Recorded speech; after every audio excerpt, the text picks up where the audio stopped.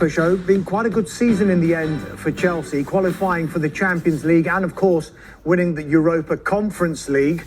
But all the talk amongst their fans is maybe a goalkeeper, but in particular, a striker. Carve, how close are they to bringing in one? Very close. I think it's almost done. Liam Delap from Ipswich. They've triggered the £30 million release clause. There's total agreement, all parties, club to club, with the player as well. All that needs to happen is for Delap to pass his medical. I think he may be having his medical today or tomorrow, so we expect it to be announced very soon. And we were told at the end of last week that it would be done pretty much as soon as the window opened. The window opened today. So Chelsea have got Liam Delap. Great deal for them, because I think almost half the Premier League wanted to sign him, and he's picked Chelsea because he really believes in what is happening at Chelsea at the moment. He's got relationships with key people at the club because he's worked with them before at Manchester City, and also they're in the Champions League. And he knows that Chelsea have got a very talented squad, but because they're playing in so many tournaments, you will get game time, and he will definitely get game time. And it's the one thing Chelsea fans have really been crying out for. They want an out-and-out striker, someone who's physical, someone who runs his heart out, somebody who gives everything for the team, someone who is also a lethal finisher. And let's hope Liam Delap can live up to their expectations. Yeah, and he certainly fits the profile for Chelsea. And this is an interesting stat we can show you now, because players under the age of 23 with 10 or more open play goals, he's second only to who could be a future teammate of his in Cole Palmer. So we could see Cole Palmer and Liam Delap in tandem at Stamford Bridge next season. But what could it all mean for someone who looks like he's the odd man out, and he arrived with such fanfare, didn't he, Christopher Nkunku? Yeah, it just hasn't really worked out for Christopher Nkunku at Chelsea. He almost left last January. Bayern Munich made an offer for him. That wasn't accepted. I think his head was turned, and I think he wants to go back to the Bundesliga. So I think it's pretty likely that he will be leaving. I think Chelsea will sign at least another forward player.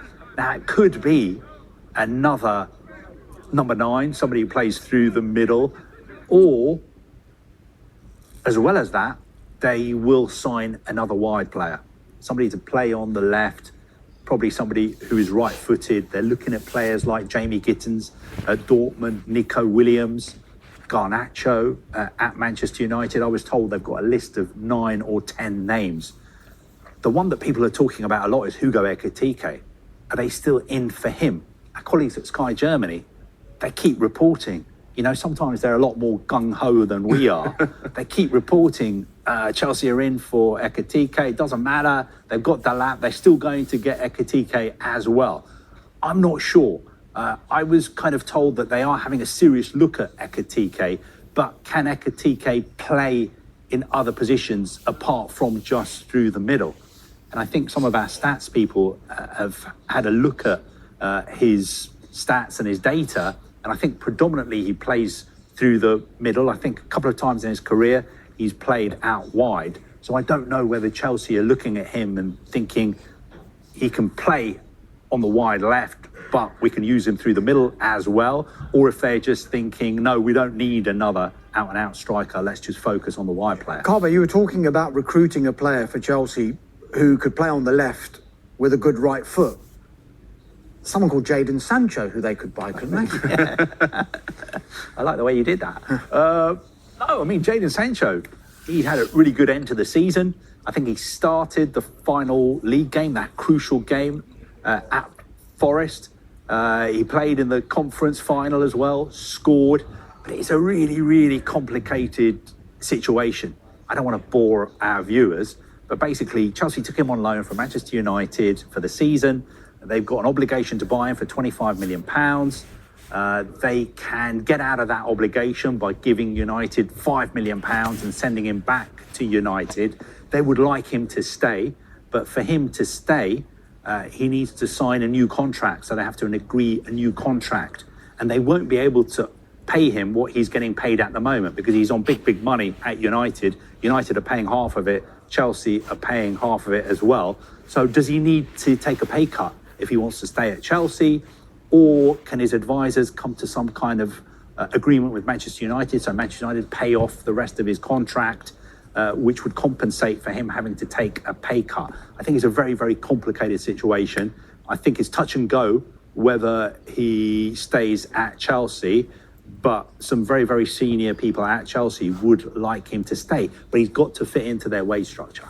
You say fit into their wage structure. Just very quickly, Kaveh, just explain that bit of compensation that Manchester United might get if he doesn't end up going to Chelsea. Yeah, I mean, Manchester United have been clever, because I think there was no loan fee, was there, when he moved from United to Chelsea? But United put an obligation, so Chelsea have to buy him £25 million. If they want to get out of that, they've got to give United £5 million to send him back. Okay, time is flying. We've got so much to talk about. Manchester City.